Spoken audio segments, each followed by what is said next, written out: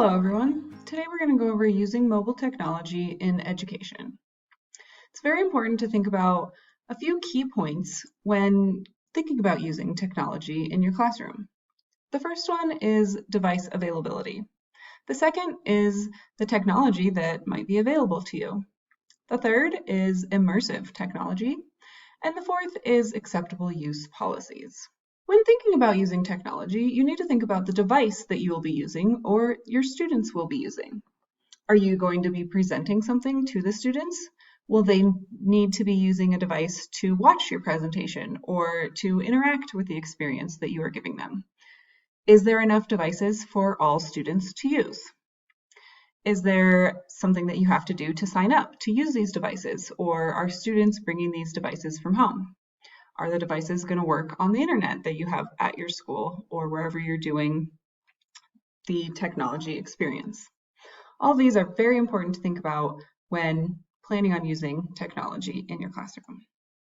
The next is, what is the technology that is actually available? Are you going to be using social media? Are you going to be using a certain program? Are you going to be using immersive technology, which we will talk about next? When thinking about the technology that's available, you need to think about when you are going to use it. Is this something that you're going to use on a weekly, daily, monthly basis? Is this something that you have to pay for or that your school or district has to pay for? What is the technology that you're going to be using? Is it a program that's pre-downloaded onto tablets or devices? Is it an app that students are going to have to download on their own device? And how will this be used? So if you decide on the program, you know when you're going to use it, you know what it is, how are you going to use it?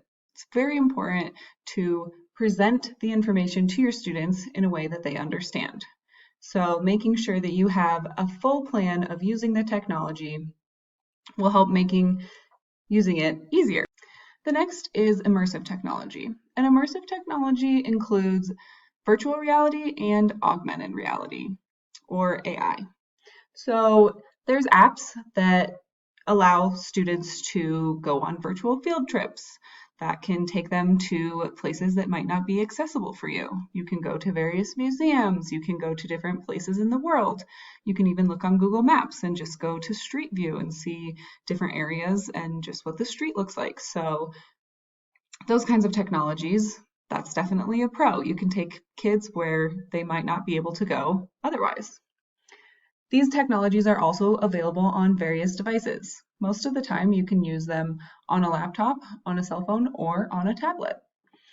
They also can track student data. So depending on the data that you're looking for to track your students, they can see how much time they've spent using the app or the technology. It can allow you to see if they've completed a full session in whatever technology that you want to use. The bad thing about these is sometimes there's accessibility issues. If a student has a visual or sensory impairment, if they are unable to wear virtual reality glasses for some reason, that might not be an option for you.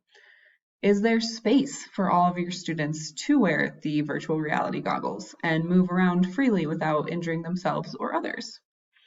Do you have the funds to buy the immersive technology?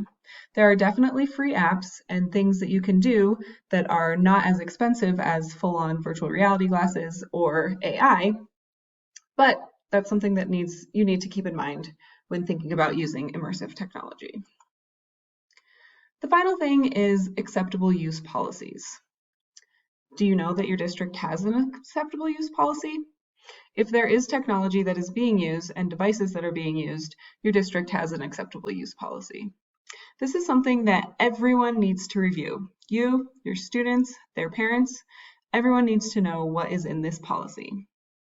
If they don't know what's in it, share it with them, either through email or at back to school night, parent-teacher conferences, whatever you may be doing. Make sure that everyone is aware of the acceptable use policy.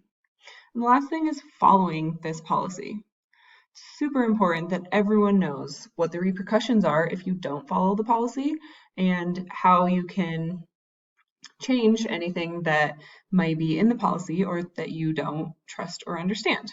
So making sure you review it, share it, and follow it with your students. It's very important. Now that you know a few things about how to use mobile technology in education, go out and create with your students. Good luck. Thank you for watching my presentation, and I hope you have a wonderful day.